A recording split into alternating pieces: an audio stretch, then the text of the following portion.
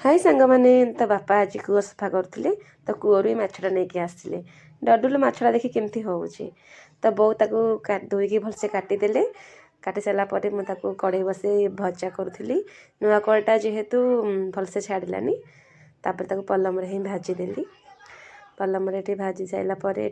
से कड़ीटा पुणी बसैकी तेल पकईदेली कि पियाज देदेली सोरिष बटा देदेली शिल ही बाटी तापर सब मसला देदेली हल्दी गुंड लंका गुंड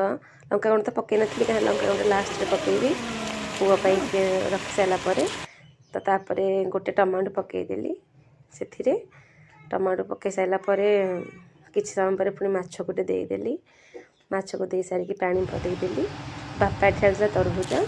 तो ये तरबुज काटिकी मु बो डडुलु खायापाई डडुलु के खाऊ मंजी बाहर करुँच जाई खाइब